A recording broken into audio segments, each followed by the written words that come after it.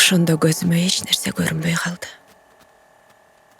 Мен эмнеге мынча өзүмдү кордоттум дедим. Баягы жаркылдаган кыз кана?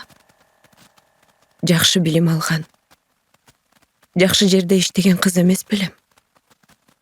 Турмуш жолуна жакшы ниет, аруу тилектер менен аттанбадым беле. Тандаган өмүрлүк жарым менен өмүр бою кол кармашып өтөм дебедим беле. Көчөдө эңирип бараттым. Кайда баратам, кимге баратам белгисиз. Бүт дүйнө менден баш тарткандай сезим. Кең ааламга батпай турдум.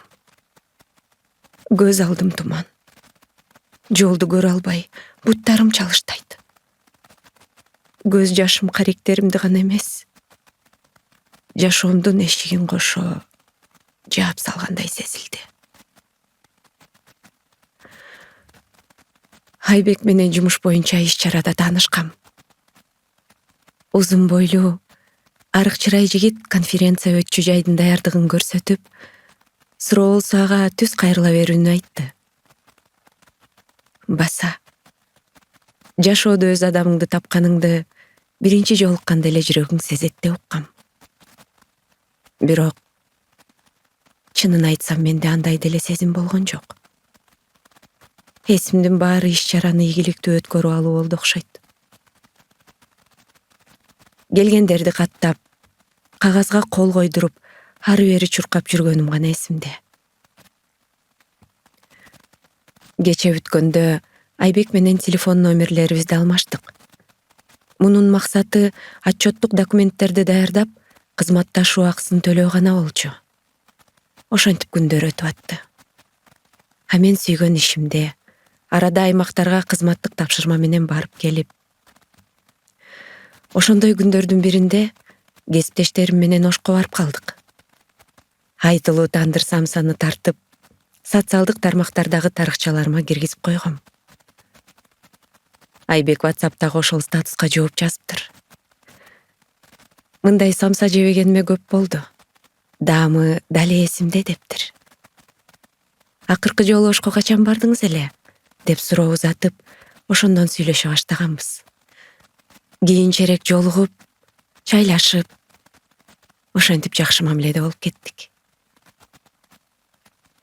Ооба.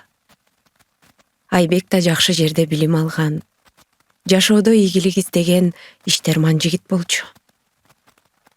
Мүнөзү да токтоо, бир сырдуу сезилген. 1 жылдан ашык кыз жигит болуп жүрдүк. Кийинчерээк ал колумду сурады. Ошентип анын ак никелүү жубайына айландым.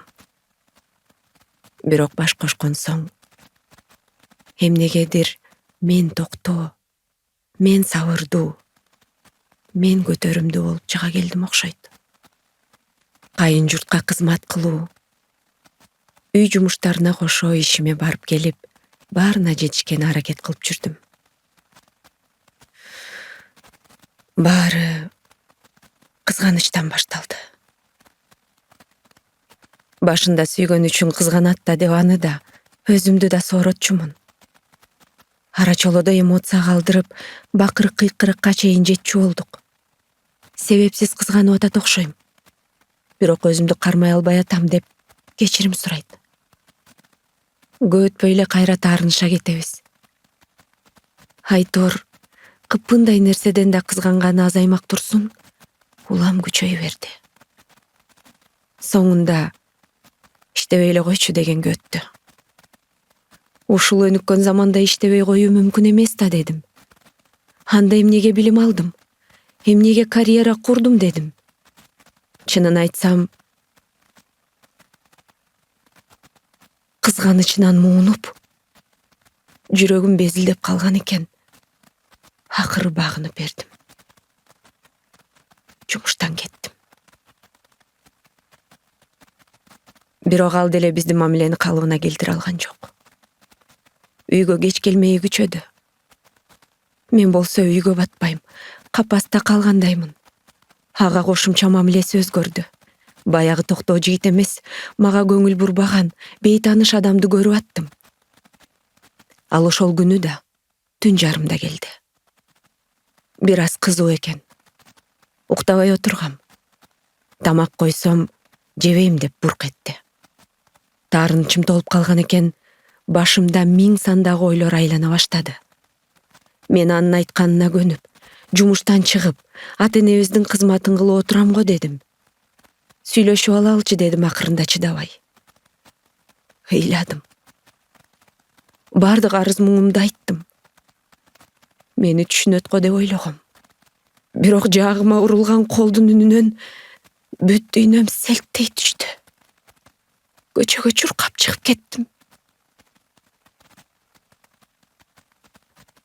Ата-энемди кыжалат кылгым келген жок. Курбумдун батирин такылдаттым. Сен аны жакшы көрөсүңбү?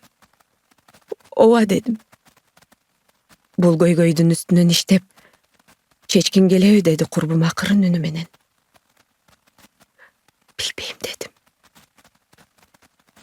Биздин коомдогу төгөйлөр мамилесинин үстүнөн иштегенди билбейт. Өмүрүндө психологко барышпайт.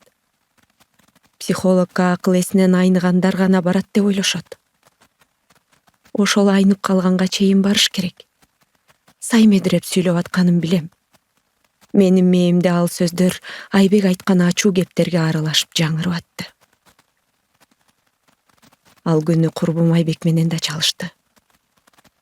Бир нерселерди талкуулашты окшойт. Башым жарылып кетчүдөй ооруп, соолуп жата бергенимди гана билем.